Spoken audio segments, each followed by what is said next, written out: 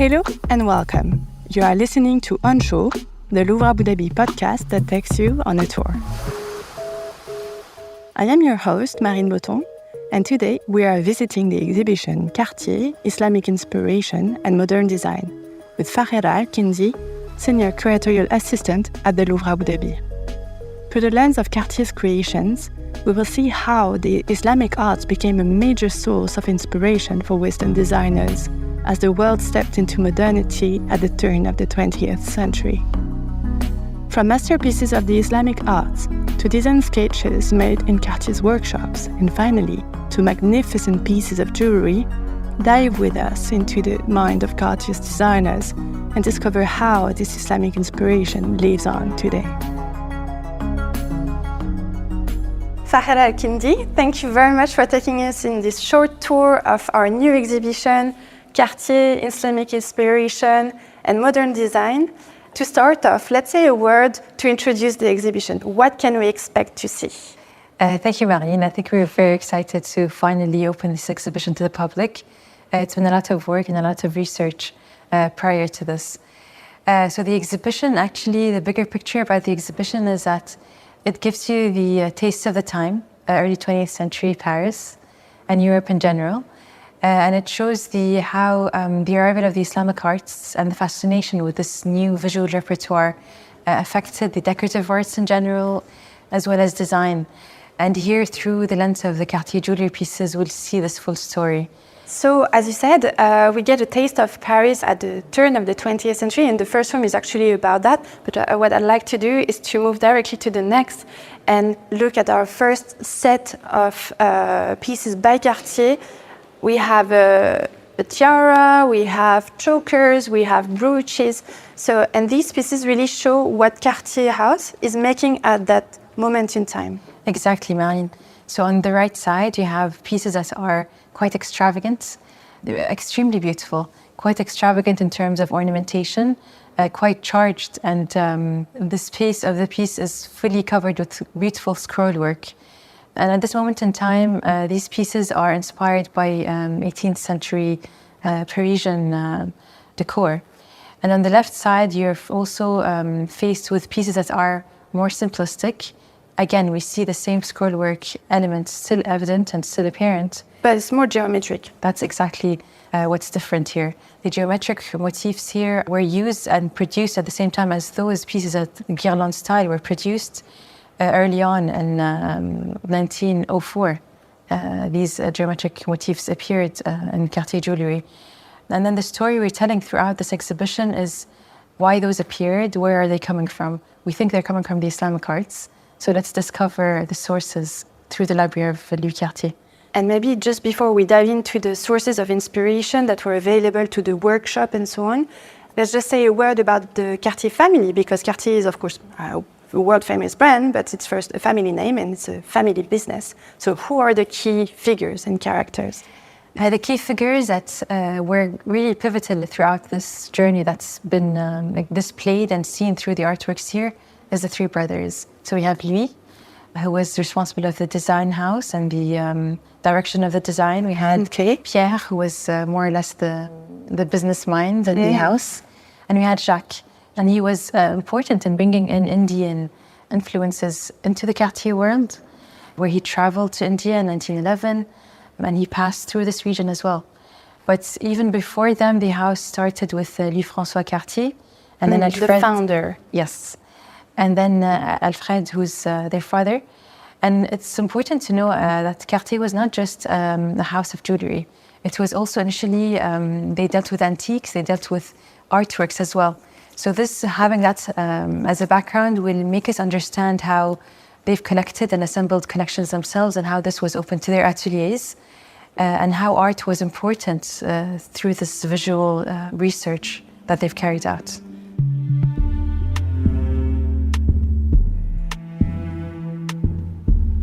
And so the next three sections of the exhibition are really exploring the main source of inspiration, what were available to the atelier, the workshops, the designers of the house. So inspiration number one is the library itself of the Cartier house. What did they have? Like what kind of books? That's true, Marie. I mean, the design process that was carried out in Cartier was one that was an educated or researched design process. So they relied on original sources, artworks or books that were available through this time. So Louis Cartier had assembled, we don't know if this library actually started with Louis Cartier or even before him, but Louis Cartier was pivotal in increasing the number of sources available to his workshops. These libraries were within the workshop building. So right next to the makers. Exactly. So that was quite intentional, apparently. And we see the drawings. Here we're faced, Marine, with the books themselves. They were important books published at this time from the end of 19th century and beginning of the 20th. So in these books, we have illustrations of Islamic artworks, Islamic motifs, in-depth studies of the motifs themselves. And we see through these, a search through the archives, whether it's through Cartier archives or the Petit Palais archive, we see sketches, design sketches of these jewellery pieces. So through these drawings you see in front of you in green or in pencil on these paper pieces, we see the thought process in the ateliers. So we get into the head of the designer, how they got inspired to create designs and pieces. So after the books, let's have a look at the inspiration number 2, which is the collection coming and that were on display within the French Museum, the Parisian museums, and there were like a variety of pieces from the Islamic world in the wider sense. At this time, designers and artists had available to them exhibitions or collections that were available in Paris at museums. So they're confronted artworks themselves. So instead of images in books, now they've seen the artworks. And there were many collections that were available to them. There was, for instance, the collections of the Louvre, the collections of the Musée des Arts Décoratifs in Paris, and the Musée of Cluny with their collection of Islamic ceramics. So these objects were quite more or less widely available for them to confront, to see, to be inspired from. And so here we have really a visual demonstration showing some of these pieces, like an Islamic plate, an Iranian plate, or a tile works, or even a bronze figurine showing in the shape of a falcon, and then the drawings, and then some of the Cartier's collections. So these pieces were inspired by all types of Islamic artworks, all types of period, without prejudice or favoring a certain typology or period. And also in front of us, Marine, what's interesting is that now we're starting to see the full process. So from Islamic inspiration to the mind of the designer through the sketches, and how they reinterpreted that into a Cartier piece in the end. So it's really an adaptation of the motifs that they've seen. Yeah, so the pieces were not direct imitations or replicas of the Islamic motifs, but they were rethought and recontextualized on new objects. And so source of inspiration number 3, the private collection of the Cartier family. What type of objects were they collecting? Coming back to their origin of the house, they were also dealing with artworks and antiques. And then this continued with Louis Cartier and his own collection of Islamic arts, including many other types of art, not just purely Islamic. The collection of Louis Cartier, we don't really know the extent of his collecting because it wasn't really documented. However, he has lent out works to museums, and that is one of the sources of information we have, and we try to accumulate to understand what he once collected. And from such information, we've kind of accumulated here in front of you a small glimpse of what he collected. And as you see in front of you, the pieces are not just purely a fascination on miniatures, but one of metalwork. Book bindings, for instance, were seen on the Cartier pieces. And daggers. And so there is also this beautiful pen case that is ornamented like on all of its sides. And to see actually under the pen case, which has also a number of patterns, there's a mirror where we can see precisely those designs. The mirror here is intentional because the motifs that are taken from this pen case are the ones we see in the mirror, which are actually at the bottom of the pen case. We see a number of medallions, some with black background and others with the ivory material being the background. And here facing you, you see drawings of the same exact motifs. And here we see the reuse of the exact same motif on this vanity case by the Cartier workshops. So again, we see the whole process, this time from an object that was from the Cartier collection that inspired the designers to reproduce those precise motifs and that end up on this beautiful vanity case by Cartier. And this is not the only example. I mean, this was often done. And we also see in the archives even transfers where they've placed transfer paper on the object and transferred the composition of the object. Directly. Exactly, to have it as reference when they design later on. Which is, I mean, wonderful to have, which shows, I mean, the interest of Louis Cartier in opening his own collection to the workshops, which is really wonderful.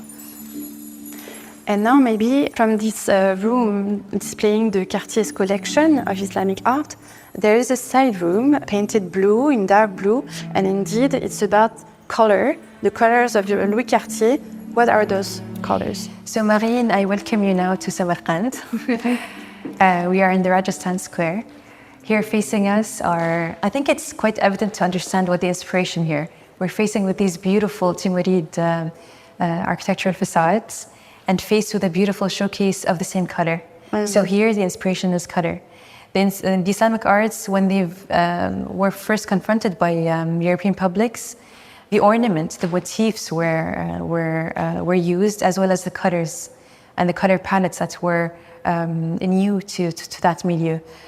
So here we have lapis lazuli mixed with turquoise, mixed with emeralds. So this color combination of blue and green was brought in by the Cartier house. And what's interesting is that not only it was new, but it was also quite a bold move to introduce this combination of blue and greens, because apparently it was kind of frowned upon in the designer milieu of Paris at that time. It was thought to be just distasteful to mix such two colors. Was it a hit? I believe so. I believe it was a hit because many of the productions continue to create such a combination of colors. Let's continue our journey. We're coming back to the main path, but before turning around, we will go in the middle of the exhibition. The exhibition is shaped a bit like a U, and right at the center, there is this spectacular space. So within this captivating and monumental space, Marine, we're faced by examples of such motifs that were introduced to the Cartier repertoire and were used several times throughout their history. And this takes place in this magnificent space. We have this very long showcase that plays also with volume. So a long table, it's like a study table in a way, because each part is divided by a motif. And indeed, the room is called the Lexicon of Forms. And each of them we see mandola, we see scrolls, we see all types of shapes and motifs that inspired Cartier, and it's really a visual demonstration. I think you put it perfectly, Marine. It's exactly that. It's this study table is allowing us to get into the thought process of the designers with solid examples of such use of Islamic motifs into the objects. So as you see in front of you, you'll have the Islamic artworks. However, these are not the exact pieces they've used, but examples of the same typology of pieces they've used. One of my favorite is the book bindings, as well as the scroll work. So let's here, have a look. Exactly. So here we have vanity cases, cigarette cases throughout the Cartier productions that were enrobed in such scroll work. I mean, scroll work or botanical compositions are one of the pillars of Islamic ornaments. Decoration, yeah. And facing you, you'll have this ivory plaque from the Louvre Abu Dhabi collection. And behind the inscription... Yeah, it has an inscription, but behind, like a bit hidden, we find... the scroll work. Exactly. Such compositions were seen throughout the Islamic artworks, whether in the art of the book, in architecture, or other objects. And we see them here used on the Cartier objects. Right. And maybe to mention that we have these beautiful cigarette cases, but right above, we have this spectacular display of a tiara, also showing those scroll works, but this time in a different material. Again. Yes. So this relief on rock crystal we see in front of us on this diadem, Marine, is one that was actually linked to one of Owen Jones's illustrations on the book. So it's exactly the same lines, the exact same design. So here we see the exact move Inspiration, from publication to object. To the final piece. And it's also important to know that such scroll work with these jumping gazelles was quite widely used during this period on the decorative arts, on fashion, as we've seen in the first room. On the jacket, for instance, it's the exact same motif. Yeah, really, the inspiration from the Islamic art and those patterns and those colors bleed onto all of the artistic creation really at the time. Sure.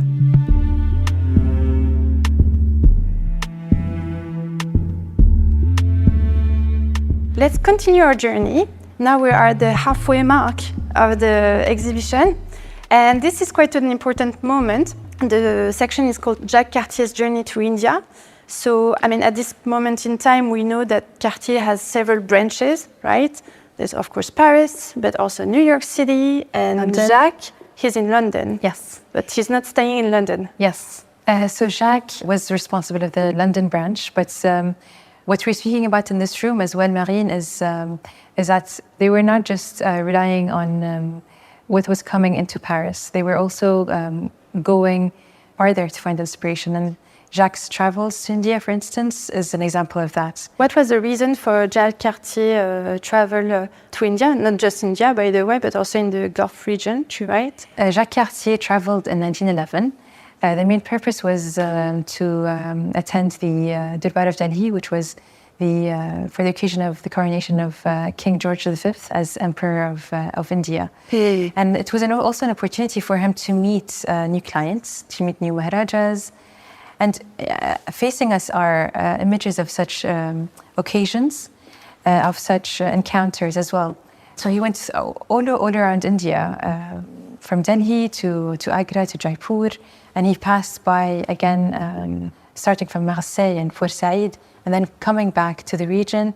He's been to Muscat, Dubai as a stop, and he went to Bahrain for pearls. But he didn't end up buying the pearls because the trade was through Indian merchants, which they had the monopoly. Exactly. So until later on, the direct purchase did not happen except through the Indian merchants. So what was the outcome of these travels? The outcome of these travels, he's met the Maharajas, he's come back, he's seen Indian Mughal jewellery or contemporary jewellery at the time.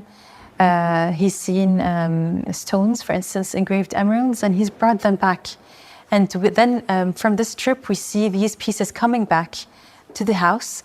And facing us on the left side, Marine, is photographs, archival photography of the pieces he's brought back. We don't know where most of them are, to be honest.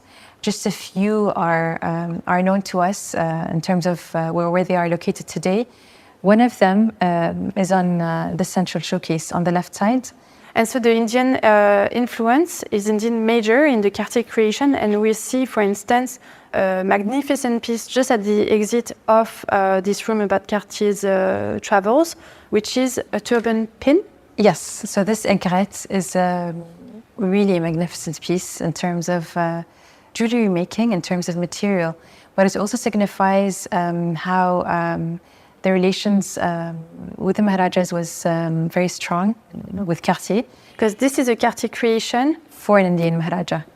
So this piece was actually created, and you can notice, Marine, here that the form itself is inspired by the Indian aigrettes that were usually used. It really looks like a piece of jewelry topped by feathers, but everything is in diamonds. As in diamonds and platinum, which was much lighter than the usual gold that was worn. And crowning that is a beautiful cognac diamond. So moving on to the next few sections, we see how the Indian influence is so important within Cartier's creation. First of all, through the use of colored stone, but not in any fashion, really, engraved ones, which was really unusual in Europe at that time. Exactly. So here, the relief and the work on the stones was something that was an Indian technique. And Cartier continued to bring in the emeralds from India, and they've never actually, or at least in my understanding, they've never actually recreated that themselves. So the next room is dedicated to another technique, the use of après. So first of all, what are après? It's a French word. It's a very technical French word that is actually hard to contextualize. So apprês in jewelry making are the usual elements that are created in series or in big numbers. That's, for instance, the clasps or the elements that are used in different elements of jewelry making. But here they take a bit of a different meaning, right? Exactly, Marine. So here they take a bit of a different meaning at the Cartier Maison. Here we speak about actual elements of whether of Islamic art elements or elements coming from India, animal elements, textiles, miniatures even, that were reused on objects, whether as central motifs or overall compositions. So it's really the use of these, for instance, miniatures that are literally cut out from their original page, or enamels that are disassembled and reassembled to create a new piece. Exactly. Within the Cartier. Hearing that miniatures were cut out, I'm sure we might all frown today. However, we need to understand that Louis Cartier, as a collector, was a lover of the art of the book. So we don't think he actually did that, but he actually purchased those elements already cut out and then reutilized them. Yeah, and in the showcase that we pass by, we see several examples of this use of miniature, but also some pieces of ceramic and enamels, or even some inspirations from the textile world with those pouches. Now, moving on to the second to last section, we discover a new figure within the Cartier creation, Jeanne Toussaint. She's the designer from the 30s. So Jeanne Toussaint was there before the 30s, but then she was pivotal in the design of the house from 1933 as Louis Cartier leaves. So here, Jeanne Toussaint comes back to the Islamic motifs. And when we say Islamic motifs, we talk about a wide span of geography, of time. So here, within that, we speak about India as well. On our right side, Marine, we see Indian compositions. I mean, the volumes, the silhouettes, the shapes are purely Indian. And we see it through the accumulation of pearls and small elements that are all brought together to create those volumes and this sense of plenty. Yeah, true. And then here we see on the left side is a purely Cartier creation. So this creation is in what was later called the tutti frutti. So here it is the mixing of colors that we think is inspired by the Kundan technique, which is encrusting jade with precious stones. But here without the jade, just the stones. And it's a combination, a harmony again of the green and the blues, but also rubies, right? True, red rubies. Sapphires, which are blue, and emeralds, which are green. And usually in India, you wouldn't often see sapphires, actually. This was an addition by the Cartier house. And it's using the type of stones that we've seen before, these carved, almost sculpted gems that we've seen in the Indian world previously. So we see these objects that are shaped like leaves, like flowers, or engraved on the surface. So this piece, many of these pieces actually were once owned by emblematic figures. This one, for instance, was once owned by Daisy Fellows, an important socialite that was a fashion icon at the moment. So what else is new about Jeanne Toussaint's design in terms of motifs, in terms of colors? So Jeanne Toussaint wasn't just influenced by India. She was influenced by Islamic motifs again, as we see them again here appearing. And equally, we think of, for instance, of ancient Egyptian pieces, of Amazigh pieces as well. So from Northern Africa? From North Africa. So here we have a headpiece from the Branly collection. This Amazigh piece is made out of silver. And we see the motifs, you see Marine, the triangular motifs that are reused again in her creations of Jean Toussaint that were produced in the 60s and 70s. And here, facing this showcase, you notice the types of volumes are different, the types of scale of the object is different as well during this period, later period.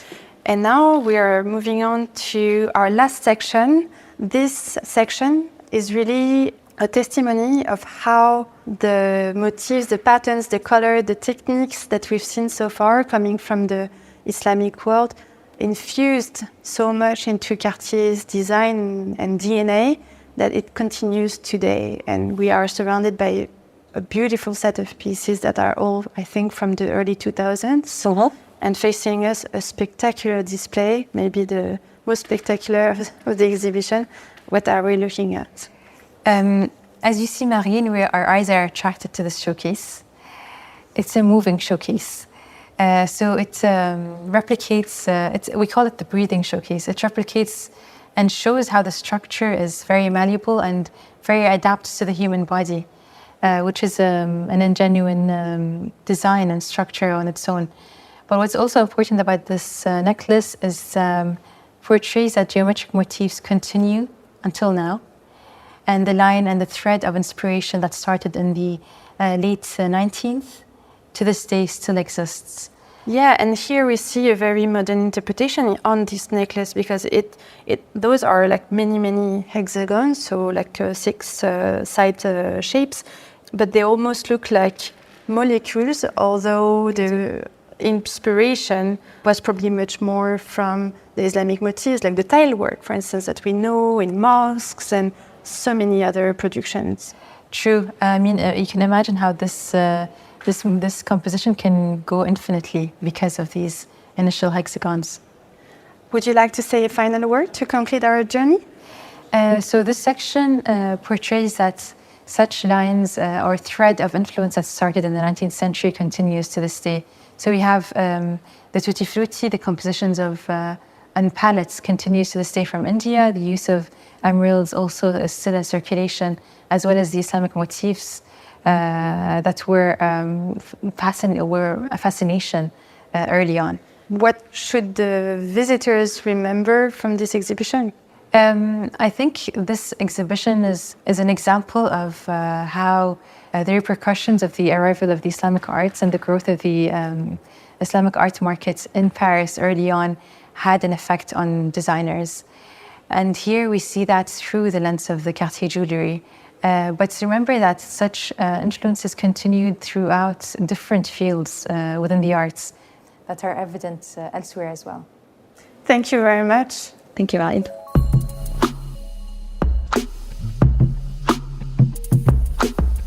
This was an episode of On Show, the Louvre Abu Dhabi podcast that takes you on a tour.